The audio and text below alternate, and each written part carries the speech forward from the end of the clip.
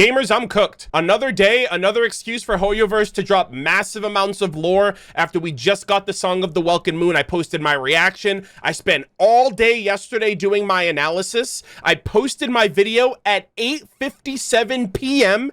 and not even 3 minutes after that, Hoyoverse drops Song of the Welkin Moon, Nod-Krai Concept Overview. I guess I really do know how to pick them. I picked O Captain, My Captain, Il Capitano, rank #1 strongest member of the Fatui Harbingers, by the way, as my favorite Harbinger back in 2021. And who would have thought we'd both be so relatable as bearing the weight of all of this lore on my shoulders and not having a sleep schedule. Who would have thought? Anyways, yeah, I had to put this off yesterday. I was completely fried after my analysis went up. I thank so much of you guys for watching and supporting that video. It's doing really well on YouTube. A lot of people are enjoying it and all of the information that we got from the Song of the Welkin Moon trailer. I have since gone back. I've taken a ton of notes on that trailer. I've added some things that I want to touch upon with some of the other character things that I noticed. But apparently, this web event is giving, so this is another web event. This is like a massive web event saga. This is like part 4 of the web event series that we've gotten, where it seems like we're getting some new music from what I was told, some updates to the old web event, as well as new information, new lore drops, and I wanted to sit down and record my first time reactions and thoughts of going through all of it. And I hope you guys are all enjoying the videos, the content. Thank you for the support. Thank you for the viewership. Thank you for everyone that's subscribing. My channel's about to hit, if not already at the time when this video goes out,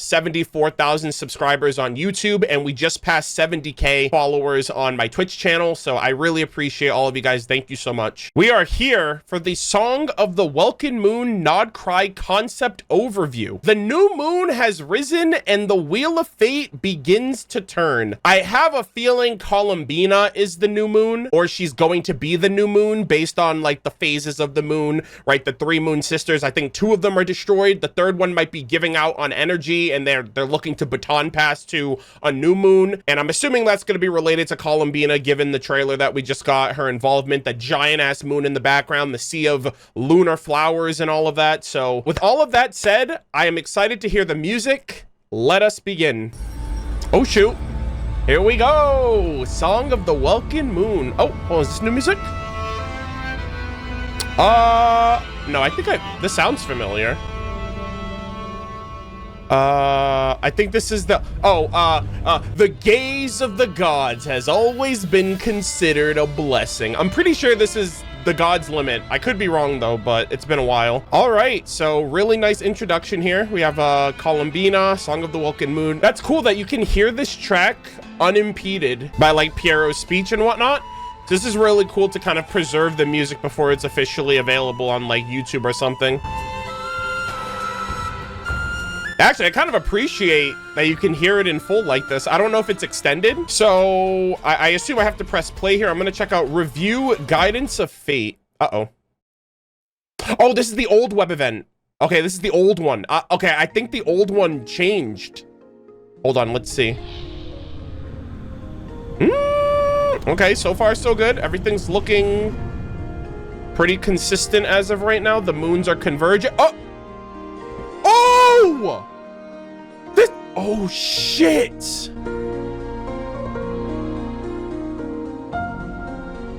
Oh, it's like the passing of time. In the beginning, Dragon King Nibelung created the 3 moons. They converged, and then 2 of them got destroyed with 1 remaining.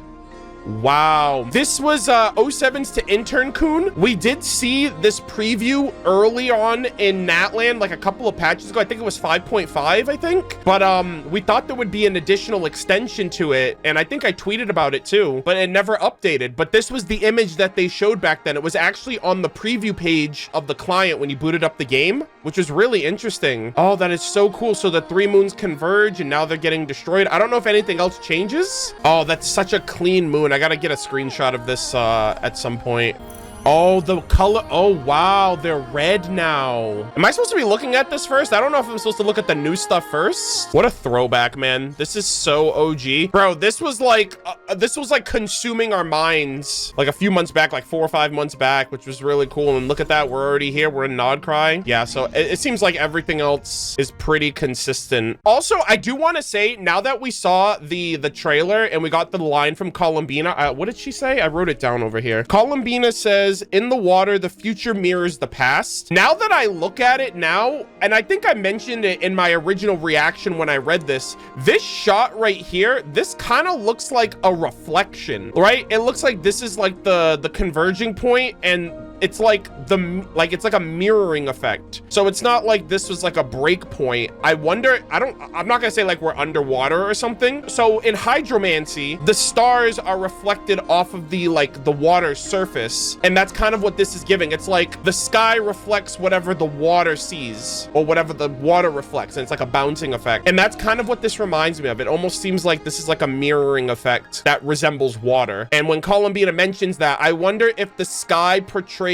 the past and what's down here on the floor represents the present. So maybe the sky reflects the past somehow. That's kind of cool. So with all that said, I am finally ready. Let's check it out. Oh, the glitching of, oh shit. What? They're showing the map? Oh my goodness. Yeah, that glitching effect is important too, I think, because there was a glitching effect with Columbina in the last trailer. Bro, is this the whole ass map of Nod-Krai? Oh my, okay, hold on. I'm jumping ahead over here. Okay, hold on. I need to see this. There's no shot. They're revealing the map before we actually go there. Hold on. Okay, I'm freaking out right now. I apologize. Oh, they have names over here too. Paha Isle. Dude, this looks crazy. Where the Fatui assemble. What a great shot. This is like a sunset shot in game. That is so freaking cool. So I wonder if we're gonna be able to get close or just like run up to this place when we start. Like if we see it in the distance, if we can go here. I'm wondering if there's gonna be like a gradual expansion of Nod-Krai, or if everything on this map that they're showing us is gonna be available right out the gate. Oh my goodness, this looks incredible. I'm assuming they're creating some type of machine, like an ice beam cannon, or it looks like a Death Star that's going to destroy, that's gonna have enough force to destroy the firmament. Remember, Mavwika punched the false sky and it created an opening, but then it fixed itself. So they're trying to channel, I guess they're maybe trying to channel the moon's power to destroy the firmament, to reveal the false sky and the real sky of Teyvat. That's what I've always expected ever since we like learned more about Nod-Krai and we learned about the false sky after Natlan. This is so cool, man. Yeah, so if this is like a whole thing, I wonder if all of this is going to be available right out the gate, or if they're going to gradually open it to us. I hate the freaking mouse wheel here. It keeps messing me up. Okay, so there's something over here. Oh, okay. There's just like another expansion area over here. This looks like a conveyor belt, or like a sky bridge or something. Yeah, this looks really interesting. I'm not entirely sure if I can zoom in on this, but I'm going to have to find like a better or more full out image because I can't do it right now. This is so cool. Okay, so I also don't know where we're going to come into Nod-Krai from Natlan. It looks like it's surrounded completely by water too, so I wonder if we're gonna if it's above Natlan, like above where you first start Natlan, like above the Children of the Echoes on the water area, I assume. Okay, let's see, what's this next area here? This is so cool. Oh, Blue Amber Lake. Yeah, this place looks really cool. This is beautiful. I love the landscape when Piera was oh, so I assume these are all of the locations that Piera was walking through in the at the end of the God's Limit trailer. Yeah, this area has so many great vibes. I love the color schemes. I love like the blues and the purples and just these really soothing looking colors, which is really nice. It's kind of giving me a little bit of People of the Springs energy, admittedly, when I first saw it. But yeah, this place looks incredible. I'm really excited to discover this area for the first time. Oh yeah, so he was going through all of the different location spots. That's interesting. And if you look at the boats here too, so this looks like kind of like a port or a dock area. This may have been where we saw Alice and Albedo with Scaramouche on the docks, because we did see some of these similar looking like metal ships like overlooking the distance. So that might be what this area is trying to signify. And this little image here, this reminds me of the Eternal Oasis, just like the tree looking thing sticking out of the middle of the water kind of reminds me of the Eternal Oasis in Sumeru. So that's really cool. I cannot bro, we have all these locations. I really wonder if they're gonna give us all of that. Maybe they will give us all of this. This seems pretty substantial. I don't know if Nod-Krai is gonna get extra expansion areas or if other regions are gonna get expansion areas after we get Nod-Krai in 6.0. So 6.0 will just be all of Nod-Krai, and then like 6.1 all the way to 6.8 will probably be expanding other nations, right? Dornmanport, Gurabad in Sumeru, Mont Essis in Fontaine, the Black Cliff Forge in Liyue, etc., etc. The Mare Javari in Natlan, because they did confirm that they're going to be expanding that. So, wow, this is really cool. Oh, this is Nasha Town. Oh my god, they talked about this in the Nod-Krai combat event that we got a few months back. Yeah, Helka lives here with like his mom or his sister, I think, or someone that he was talking about. He mentioned Nasha Town. That's the first time we ever heard about like Nod-Krai more deeply. Nasha Town, Elysium of Revelry for explorers. Wow. So this is like the market area where all like, I guess where the Voynich Guild and all of these other merchants open shop. So that was like the opening shot that we saw with I guess Piero was walking through Nasha Town there. And I remember too that the Voynich Guild was one of the guilds that they showed in the preview art that had one of these looking banners over here. So this like star banner kind of reminds me of the Adventurers Guild a little bit. Yeah, I'm assuming we're gonna find a Catherine here too. I'm hoping that we see a Catherine, and that looks like a slime up there. This might be like a power plant of some sort. You can see like it almost looks like an energy reactor of some kind. I have no idea, but this place looks great, especially at night too, which is very interesting. All right, so we got Nasha Town, we have Blue Lake, we have Blue Amber Lake, Lempo Isles. Interesting. This is like a quaint little spot. I think we saw this area too from that trailer, which is interesting. Really just nice overall looking settings and environments. Yeah, you got like a little graffiti over here. I like the lighting. I like the setting and everything. Really great nighttime set pieces coming from me. I love the nighttime of Genshin. I just don't like playing in it, especially when I'm streaming, because I want my content to be vibrant and visible for people to see, especially when they're videos. But I love the nighttime aesthetic. This is really cool. So Lempo Isle, I have to remember that. And then we have a little extra spot. Just looks like an arrow pointing down. So this might be someone's workshop or something. I'm wondering where the Krumkake, actually Krumkake craft shop might actually be in Nasha Town. Actually, Nasha Town seems like it's gonna be like the location of like where the Adventurers Guild is, like our hub setting for Nod-Krai, kind of like, you know, the Stadium of the Sacred Flame, the Court of Fontaine, stuff like that. Wow, this is so cool. They revealed the whole ass map. What a move, dude. Hold on, I'm gonna see if I can go full screen here. Yeah, I'm gonna go full screen. Yeah, look at that. So one thing I'm noticing that's kind of giving me a little not red flags, but like you can see like this stream of energy, like it's like a golden stream. It's like fading in and out throughout, and like the outlines too. I'm kind of curious if I'm supposed to be like honing in on that or not, because I'm noticing it pop in and out throughout. But yeah, look at this, man. This is so freaking cool. So a bunch of chests, a bunch of exploration. There's a lot of like broken like location. I wonder if we're gonna have a wave rider when we're here, or if we're gonna get a different form of exploration to traverse these areas, because a lot of it is divided up by water. I didn't realize this almost feels like a more close-knit, cluttered version of like Inazuma, for example, which was very similar in its structure here. So we got this last area. Oh, okay, so Hiisi Island's remnant of the moonlit world. Ooh, moonlit world. Actually, now that I think about it, this...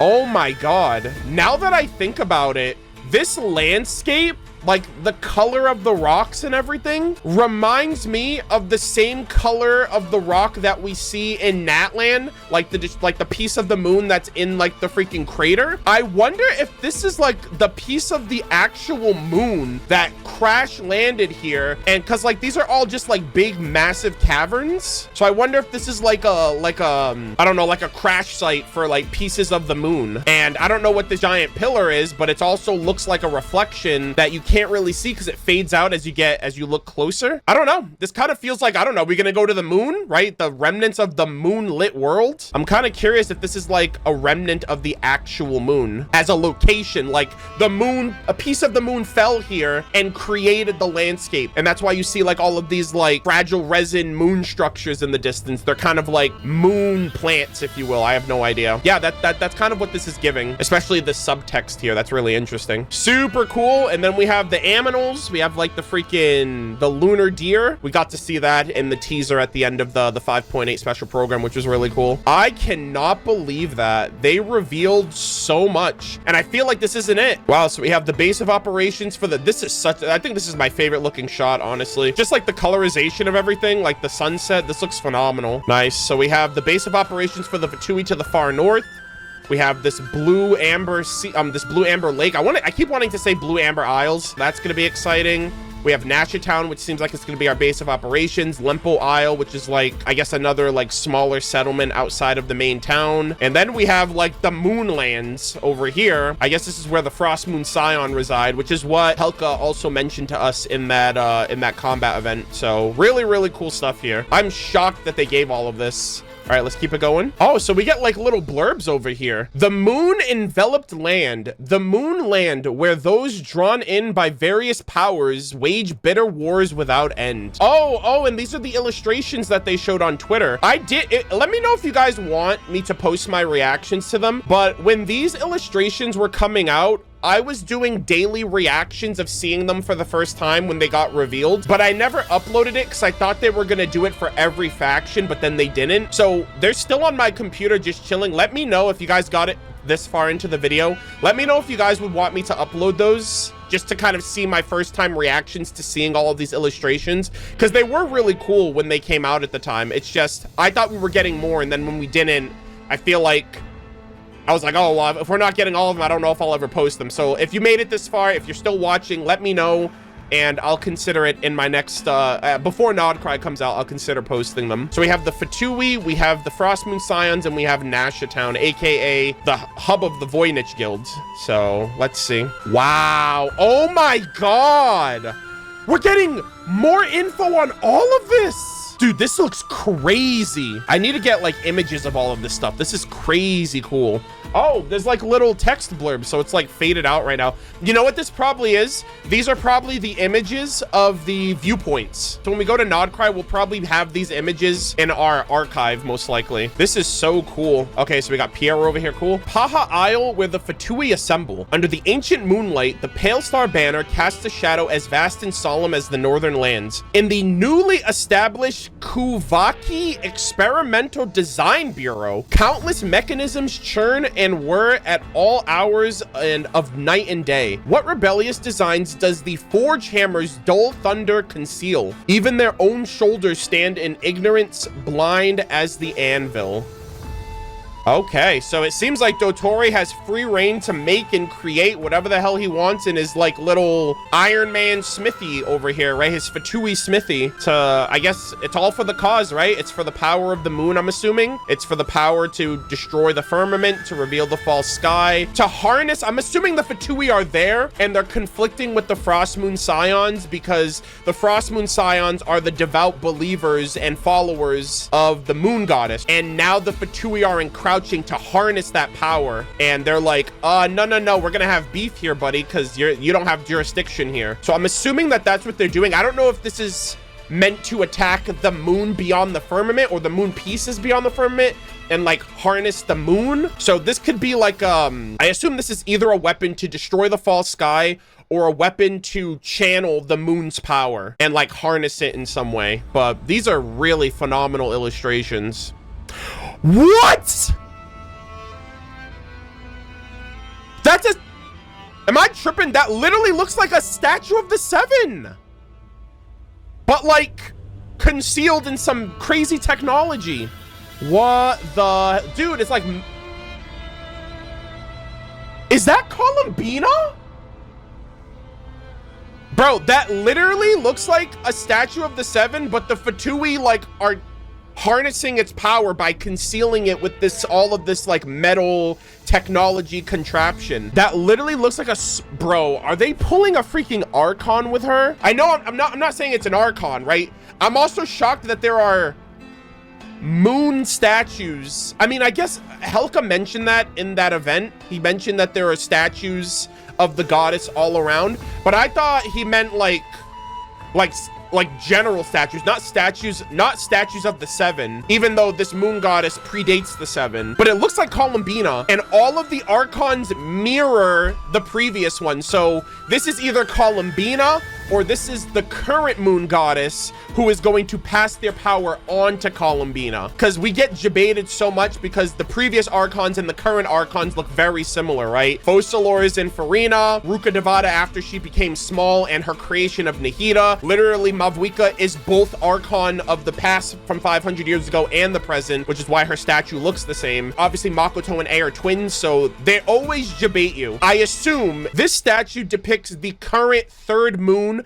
that is existing in Teyvat, and if I had to guess, I assume because the three moon sisters existed in like a cyclical nature, they baton passed their authority to the next moon, and they kept everything peaceful and consistent in Teyvat. Then the War of Vengeance happened, and the two moons got destroyed, and this third moon has literally been carrying and holding up the skies of Teyvat ever since. I forgot what book it is. I think it's Records of Joyun, but one of the books that refers to the Moon Sisters mentions that the last Moon Sister just hides away in her palace because she's basically like in mourning of her sisters that were killed. So Columbina might not actually be a Seelie, but a descendant of the moon goddesses. And how the Fatui got their hands on her, I have no idea, but I assume it has something to do with, like, obviously the moon's in trouble, and you know, the Sarita's like, okay, moon goddess, you help us, we help you. But now she seems to have defected and is now going back to Nod-Krai, and the Fatui are like, no, we need you to break the false sky. But Columbina's like, no, I need to save the sky and the moon because it's gonna fall. So Columbina's acting on a greater purpose, just like Oh Captain, my captain, who was like, all right, screw your gnosis, I need to save my comrades, I need to save the souls of the Night Kingdom, and you know, basically get revenge on Renova. So it seems like Columbina's doing things the way that she wants to, and there's no gnosis here either, so it's really just about the moon's presence. Not to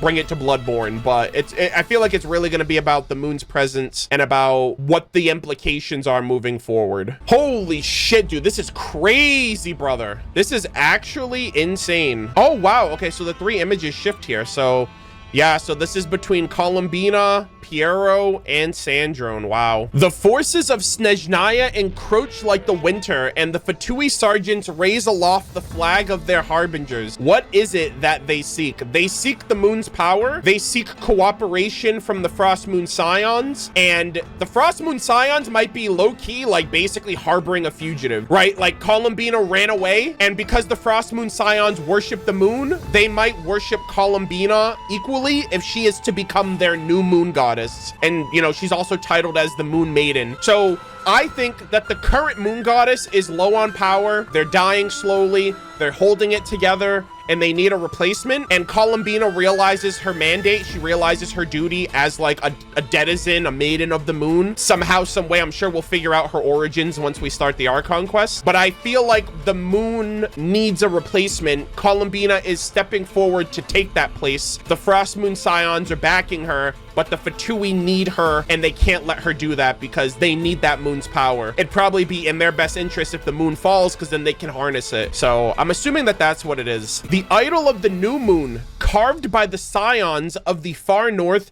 now lies caged in a prison of steel. Do they wish to harness its power or simply display Snezhnaya's unparalleled dominance? So it says here that the idol of the new moon, which is this entity here, was carved by the scions of the far north. So the Frost Moon Scions carved these statue of the moon goddess, and they're now being encaged in a prison of steel. Because they look like they have transmitters on them, if you notice, like they have like antennae on the sides and on the top. I feel like they're trying to harness whatever moon powers are emanating from these statues. I think that's what the Fatui are doing, and they're using it as an energy source for this giant mechanized contraption that they're making in the heart of Nod-Krai. If I had to guess, I feel like that's what they're doing, and it's being viewed as now lies caged in a prison of steel. This could also just be like imagery for Columbina. Maybe Columbina feels like a prisoner within the Fatui, and if the scions created these, they acknowledge Columbina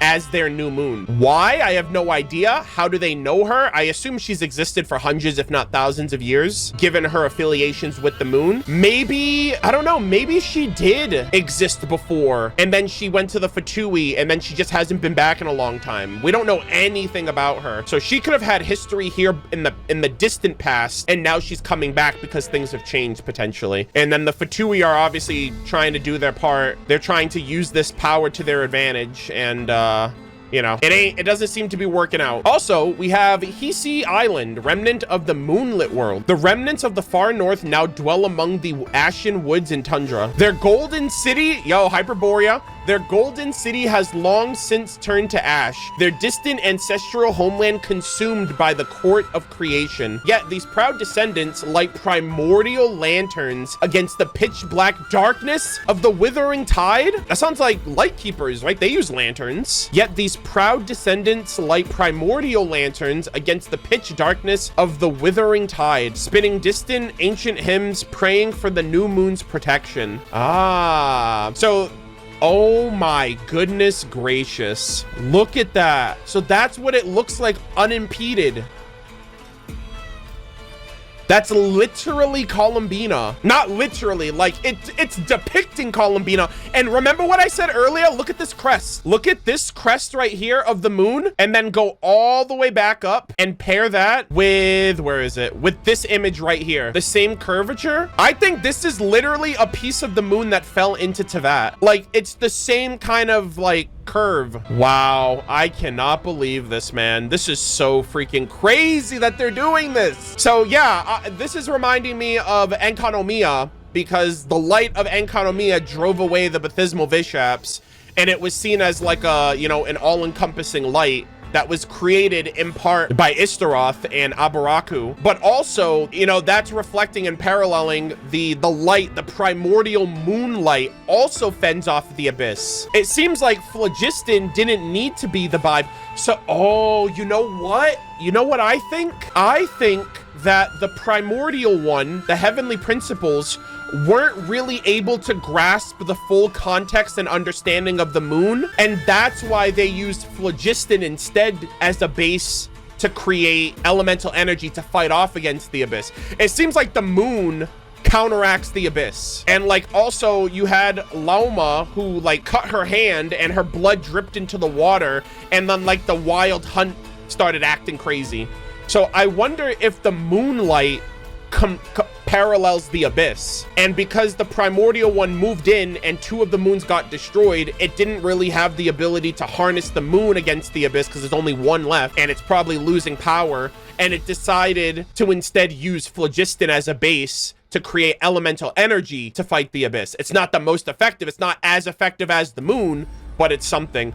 Also, I find it very interesting that Dragon King Nibelung created 3 moons, and the heavenly principles created, or the you know, the primordial one, Fanes, created 4 shades. So they like had to one up Nibelung in that department, which I think is hilarious. I also wonder if the 3 moon sisters fought in that war as well. I wonder if the 3 moon sisters fought in the War of Vengeance, because I know they witnessed the union between the Voyager and the first angel, but I'm curious if they also took part in that war of vengeance, or if they, maybe Nibelung wanted them to protect the world and was like, don't get involved. But I'm sure they witnessed all of that, so I'm sure we'll learn more about the War of Vengeance as time goes on, especially since they talked about the Moon Sisters in that previous trailer. This is crazy, dude. So it seems like they have carved out these statues in the image of their new to-be moon goddess, and they kind of welcome her with open arms. I'm just very curious what their reasoning is and how they know Columbina and who is Columbina to these people and to this nation. It's all very interesting. I wonder, I'm assuming it's going to connect back to Hyperborea as well, and you know, because the Frost Moon Scions are the descendants of that ancient place, and that'll probably be its own world quest, so I'm very excited to learn more about that. There has to be some connection to the first angel and the Voyager with the Hyperboreans, and I don't know if Columbina comes from all the way back during that civilization, but that'd be really cool. All right, let us continue. My goodness. For 5 centuries, 500 years, for 500 years, generations of moon chanters have followed the commandments left by the first leader of the Frost Moon Scions, guiding their devotees to upholding benevolence and faith, striving to avoid conflict with outsiders at all costs. Yeah, the Fatui do not feel the same. Yet, with the arrival of the Fatui, the Scions' long-held tranquility and their endless supplications to their goddess may now give way to creeping twilight gloom. See, here's the thing too, right? The Fatui aren't necessarily the bad guys. They have like an understanding of the bigger picture, but they definitely rattle the order established in the world, right? Every nation, they shake things up a bit, but at the end of the day, it's like they know what we don't know, and you don't know what you don't know. So obviously they're breaking up the peace a little, but I feel like the greater good of their objective is also worth considering. It's just difficult because everything's a bit of gray. You see one person's perspective and you feel it's valid, but you look at the other person's perspective and it's also valid. So you're kind of caught in the middle of like 2 very compelling arguments, and you want both sides to be right. You want both sides to quote unquote win. You know, when you're looking at your freedom, when you're looking at the order of this world with the dragons and the heavenly principles and, you know, and the abyss and all of that, it's kind of difficult to really see one side is completely good. But yeah, so this has been something that's gone on ever since the Cataclysm. I'm also curious how Nod-Krai handled the Cataclysm 500 years ago, because it does mention here that for 500 years, generations have followed the mandate left behind, or the commandment left behind by the first leader of the Frost Moon Scions. I'm assuming the first leader of the Frost Moon Scions was the Voyager woman, who seemed to indwell on the mind of a child before losing their memories. If they lost their memories, they probably became what led up to be the next, you know, era of the Frost Moon. Maybe. I'm not entirely sure. I'm very convinced that we'll learn about the origin and identity and maybe even some lore on the first Angel and the Voyager here, because that lore is rooted in Hyperborea, which is the ancient civilization of Snezhnaya / Nod-Krai. So I hope we learn it in this nation and not in Snezhnaya proper next year, but I'm expecting that we'll learn about that information and that will give us more context, I assume. Oh my goodness, man. Nasha Town, bro, I'm still, dude, Hoyo is cooking, man. Yeah, and so that's another thing too. Are we gonna still get Oculus? Are they gonna be called Moonoculus? Lunoculus? I have no idea. Oh yeah, look right there. I think that's it right there in the image. I think that's a Moonoculus. I don't know what they're gonna call it, because if I had to guess, because we have lunar reactions, I'm assuming it's going to be called Lunoculus. I think it's either going to be Lunoculus or Moonoculus. It's going to be something moon related. Every element, like well, I guess they don't have Swirloculus, they have Animoculus. So I don't know. It's gonna be one or the other, I assume, either Moonoculus or Lunoculus. I feel like Moonoculus might be reasonable. Lunoculus could work too. Yeah, so it'll probably be one of those two. Wow, that is so cool. Yeah, because I was like, why do we have a statue of the 7 but nothing to redeem? Because there's no element that we're getting here. I really hope they give something to the Traveler. I don't know if the Traveler is gonna get a lunar blessing or if we're gonna wait until the end of Nod-Krai, kind of like they did. Actually, that'd be really cool if they give us lunar aether at the end of the story. Kind of like Pyro, because like touching the statue of the moon isn't going to give us the power now because the Fatui are siphoning it. But like, I assume the Fatui are siphoning it. But like, once the story's done and we liberate the moon and Columbina's the new moon goddess, that'd be cool if they kind of build up the fanfare to have Aether make a connection with the moon, and then we get lunar Aether at the end of the story. Because like, another thing I'm thinking about is like, we're not getting another element for the Traveler. So it'd be so weird if this whole year is just Pyro Traveler. Like, I don't know. I know we're getting Nod-Krai characters and they're gonna have the lunar reactions, but it just feels so off to not give the Traveler something, you know? Especially since he's so compatible with every other element and every other energy source of Teyvat. I think it'd be really cool. So I'm holding out hope, fingers crossed, that we get Lunar Traveler. It doesn't have to be at the beginning, but I'm hoping we get it at the end of the Archon quest, like we did the Pyro Traveler. So we'll see. And I wonder if they'll mention something like that too, because in the other nation, Illustrations. And again, these aren't like statues of the 7. They're like statues that were built by the Frost Moon Scions, but they're the closest thing to the moon's power. So if anything, I would allow them to honorarily give the Traveler some lunar power, because who else is going to do that, you know? Especially someone like Lauma or whoever the 3rd moon is. But yeah, I wonder if Aether and Paimon are going to have a little commentary about this statue, similar to the Pyro Traveler, or similar to Natlan when we couldn't resonate with Pyro. It's not one of the 7 elements, but it's an element that even predates the elements. So I think it'd be cool if they give it to the Traveler. What they could also do, what would be really cool, what would be actually baller, is if they let you align the moon power with one of your elements. So what if you could have lunar animal reactions with the Traveler, or lunar pyro, lunar hydra, like basically update every element with a different lunar attachment with this lunar thing. So Aether can't just be lunar. It'd be cool if he could do lunar abilities when he's also using his other elements. If he's with another Nod-Krai character, that'd be kind of cool. But obviously we'll have to wait and see. Bro, I love Genshin Impact so much. We also have Nasha Town as well. This place is gonna be awesome. I cannot wait. Nasha Town, Elysium of Revelry for explorers. No matter where you're from, no matter where you stand in society, and no matter how much more you have to your name, this is a pet. Okay, they have a typo here. They said this is an paradise. An is only used when the next word starts with a vowel. This is one of my absolute pet peeves. Let me know in the comments if you agree, if you made it this far. This bothers me. So anyways, this is a paradise for those whose hearts are filled with hope. Riches, lies, schemes, and sincerity surge beneath the same quilt of raucous laughter. Shout out to Libin, who got scammed on his last visit to this place by the Voynich Guild and members of the guild, which was hilarious. Also, shout out to him. He was like one of the first people that revealed info on Nod-Krai as well, which was awesome. As Nod-Krai's most prosperous trading port, the first lesson newcomers learn is always the same. Keep your Mora close to your chest. If Paimon doesn't get scammed at least once in Nod-Krai or robbed of her Mora, I will be shocked. It's a paradise for scammers, and it's a trap and like a death sentence for the gullible. So I'm very interested. Oh, look at these, bro. These spots look so cool. Oh, I was right. That is Catherine, the Adventurers Guild. Wow.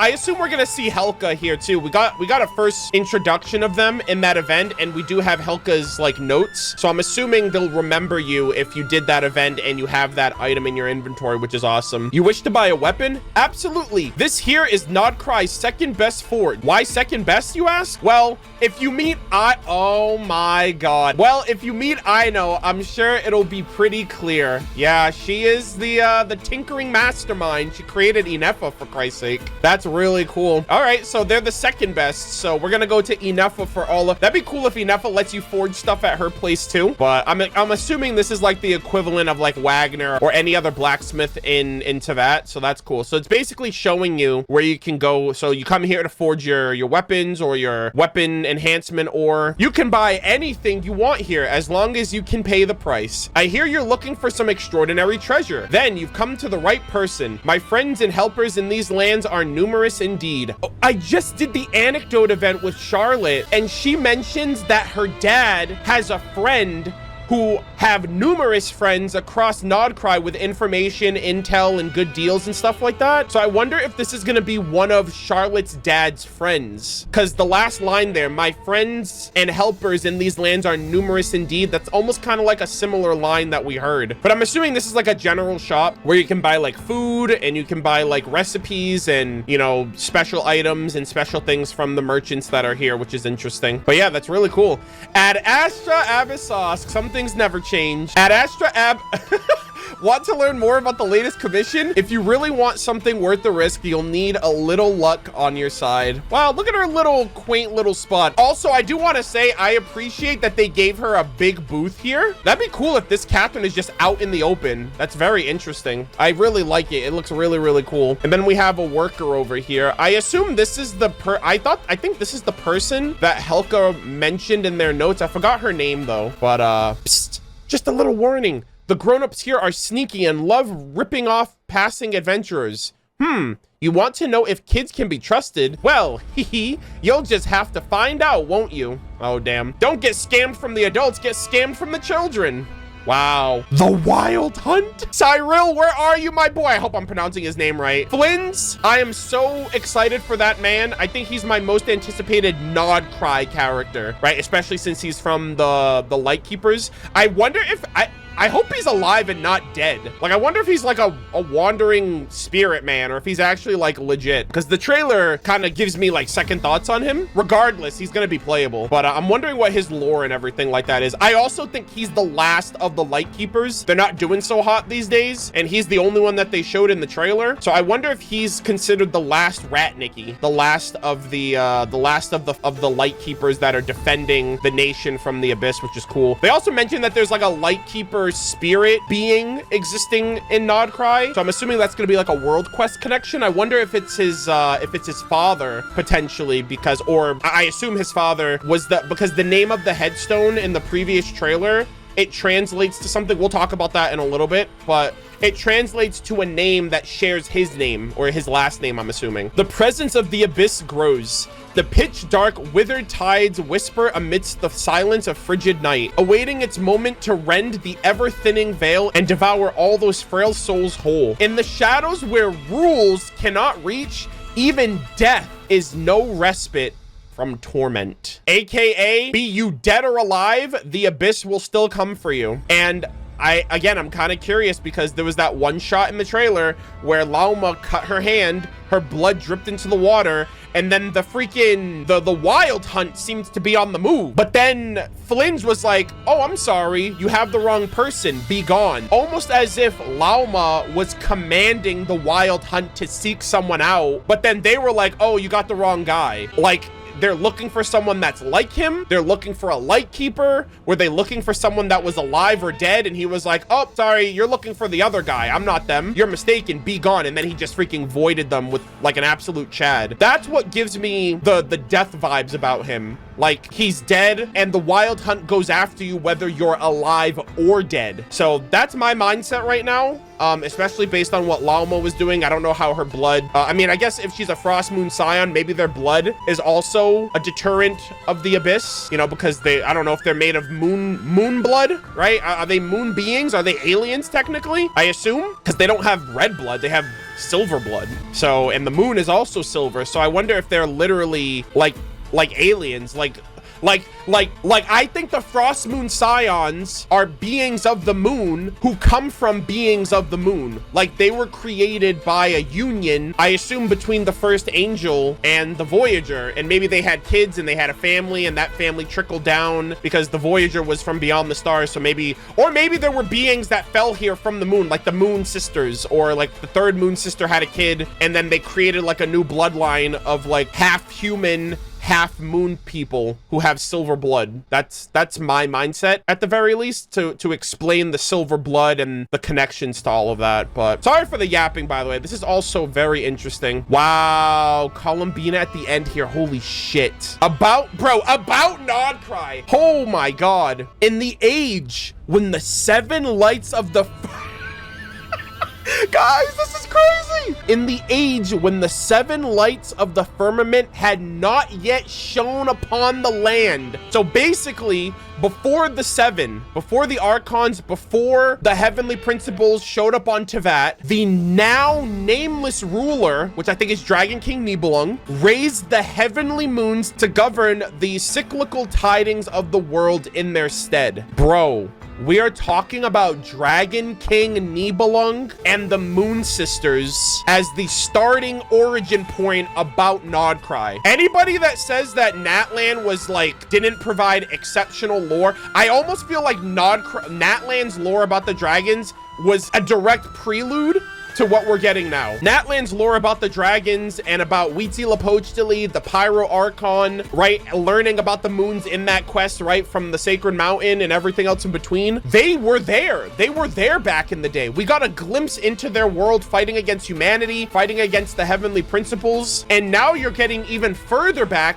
And And you're talking about stuff before the Heavenly Principles even got here. And Natlan's execution is up for debate, but I think the reason I really enjoy Natlan personally, you guys know me, it's because of the lore. I think Natlan's lore has only enriched what we're now learning about with Nod-Krai and the constant mentions of Dragon King Nibelung, and now learning that he confirmed created the 3 moons of Teyvat before the Heavenly Principles even showed up. So the Heavenly Principles showed up and like stole their entire flow, stole everything, word for word, bar for bar. The remnants that failed to become a moon, oh my god. So it's true. The moon pieces, so as he was creating the moon pieces fell and formed what is now Nod-Krai. The remnants that failed to become a moon slumbered in the vast sea, only to become at last a refuge of the exiles in the far north. Wow. So Nod-Krai was accidentally created? And is that why Nod-Krai is in the ocean? It's surrounded by water.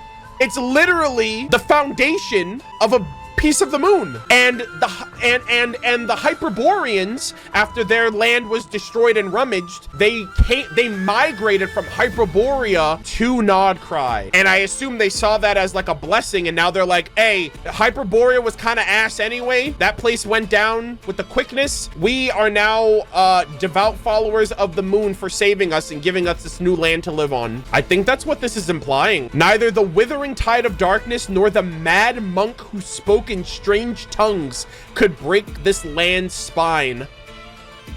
Because it's a moon! I think Nod-Krai is legit the only place that can actively repel the abyss because it's the moon's power. This land is made of the moon. And it seems like the moon directly counters the abyss. And no wonder the Fatui are here. They're like, holy shit, the moon is the only known thing in this known universe that can counteract the abyss. We gotta go there and find a way to harness its power. Holy shit. Dragon King Nibelung, it's like he was chiseling his like contraptions with like a hammer and chisel, and like the little crumbs of stone that fell off of the moon just fell and landed in the perfect spot for this plot line. That's crazy. And this was tens of thousands of years ago, most likely. Neither the withering tides of darkness nor the mad monk who spoke in strange tongues could break this land's spine. Yet now, beneath the new moon, calamity stirs once more to drown the world in its maw. That is crazy. Beneath the new moon. I wonder what that means, if that's like a very literal thing. And look at that, we got good old Columbina. She's got a flower and what looks to be like a moon blessing. Wow, look at her. Yeah, she has to be the new moon. And she looks like she's on like a moon right now, even like whatever plane of existence this is. I also don't know if this is real because there was like a glitching effect in the God's Limit trailer, right? It's like, oh, we must retrieve the damselette from Nod-Krai no matter the cost. And so I wonder if she stays here, if that's an issue, right? Like, why would the Fatui be trying to retrieve her if she is this so-called moon goddess or this new moon being? You know, I have no idea. Oh, that's cool. This is like a little interaction. Is that everything? Oh, okay. We got a little developer note here. Nice. Developer sharing. The new moon has risen and the wheel of fate begins to turn. Journey with the Genshin Impact devs to learn more about the behind-the-scenes story of Nod-Krai's creation and the new Song of the Welkin Moon series. Okay, I think we've seen, yeah, this was the developer stream. I did watch that. That's already on the channel if you guys want to check it out. Oh, Hoyo, I fucking love you. Oh my god, thank you so much. This is cinema. Oh man, I love this. I'm so glad they offered these to us as wallpaper. Good shit. Holy cannoli, guys. This is gonna be a massive chunky video. My goodness, there is so much. Guys, I'm gonna leave it right here. Believe it or not, I'm gonna make another video. I have all of these notes that I wanted to talk about, but I guarantee you this video is gonna be over an hour long by the time I get to it, and there's just not enough time in the day. I think they're dropping the Inefa trailer later, like from whatever time it is right now. We're getting the Inefa trailer after this, so I'm not even able to edit this anytime soon, and then I gotta focus on that, so I'm not even gonna, like, and I swear to god, if Hoyo drops another thing after that, I'm gonna freaking lose it. This was exceptional. We got the full map of Nod-Krai. We got the reveal and like visual locations of a bunch of different spots. We learned about the moon statue of the sevens, or the statue of the moon, I have to call it. It's not really a statue of the seven, but just based on the fact that it looks like one, it kind of takes the place of it for Nod-Krai, obviously. This is super exciting stuff. New characters, new locations, ancient lore that's like at the foundation of Teyvat, with everything that HoYoverse has been cooking up with the story over the last several years. And there's a lot of payoff with, I guess, with just nations in general. You know, we have Mondstadt involved, Leo is involved, Sumeru's involved, like all these other characters that are from these other nations, which is, it's great, man. I'm so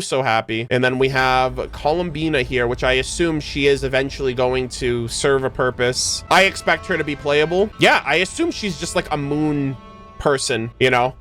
Maybe she's the daughter of the moons, one of the moon sisters, or I have no idea. Or maybe she was someone that was from the moon, then they took her from Nod-Krai and now they're bringing her back, or she wants to go back home or something. Obviously, I have nothing to go off of until the R conquest, but hopefully I cooked. Hopefully I was able to put something together in this video that I'll be able to look back on and be like, I was right, guys, I called it. But let me know what you guys think about my thoughts, my theories, my speculations. I do have to do another follow-up video here. I mean, I do, but I don't, but I do, because this video is exceptionally long, and I don't want to tack it on top of it. I'm also a little exhausted, and I'm expecting there to be another video I have to record after this. So those are all of my thoughts, my theories. Maybe I'll tack, you know what I'll do? I think I'll tack this on. I don't know if it'll be before or during or even after 5.8, but I'll have to tack it on at a later point. But a lot of this stuff is, you know, just things that I noticed from rewatching the initial trailer that we got. So I'm sure it's nothing that other people haven't already said on like Twitter and whatnot, but these are things that I just generally knew